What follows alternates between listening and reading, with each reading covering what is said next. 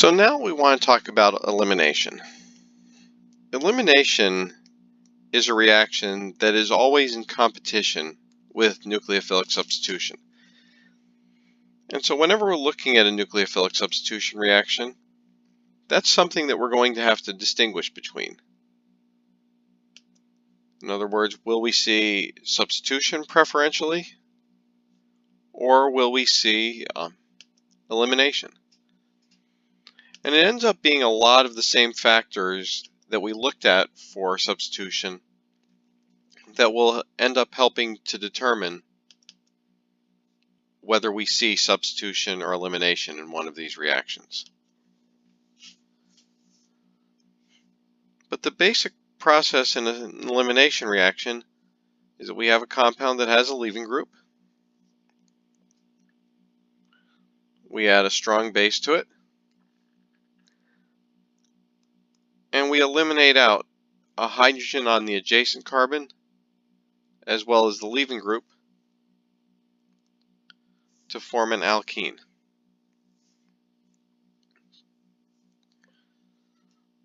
So the clear similarities that we can see are we're starting with a compound, an alkyl halide or some other alkane that has a good leaving group.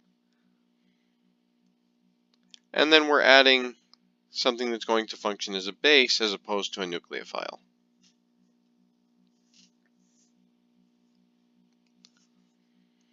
So as we'll see in this section, this often ends up being the key to the reaction.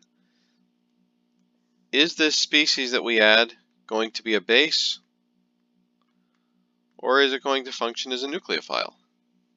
And it's really that determination that will tell us what reaction is going to occur.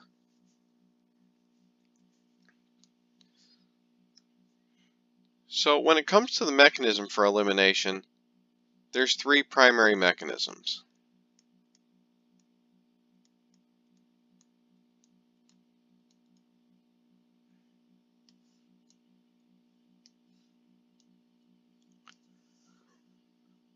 We have what's known as E1. E1 will bear some similarity to SN1. Because you recall in an SN1 reaction, the first thing that happened was that the leaving group left. Same thing for an E1 mechanism. The leaving group leaves, and we form a carbocation. In the second step, the base removes the adjacent hydrogen, and we form an alkene.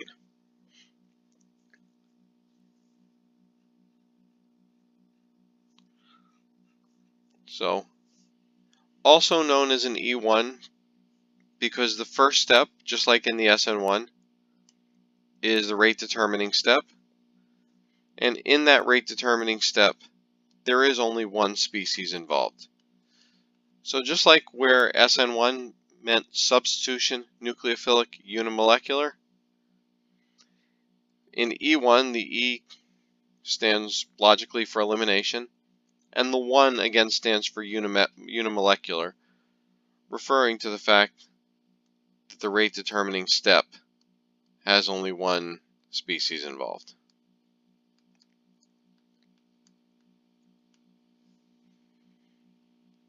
So that's our E1, and we'll get into each of these mechanisms in more detail in a little bit.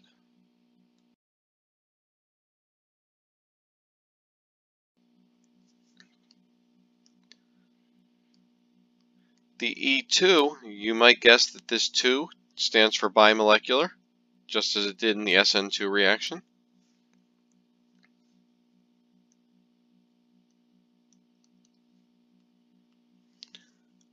In addition, just like the SN2, that it was a concerted mechanism. And a reminder, concerted means everything occurs in a single step.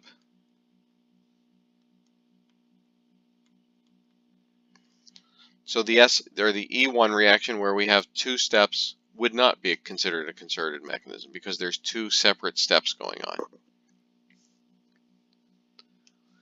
But in an E2, base comes in, removes the adjacent hydrogen, Those electrons shift down to form the new pi bond and kick out the leaving group. And so we form the alkene. Same product, different mechanism.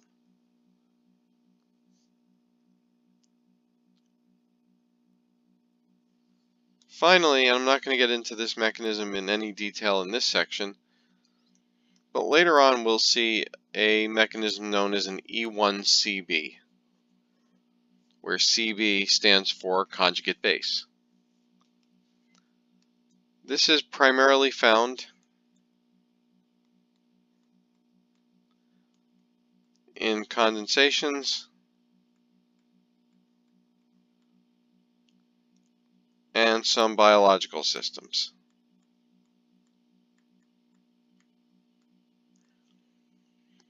So when we get to the section, the chapter on carbonyl condensation reactions, we will get to a reaction known as the aldol condensation.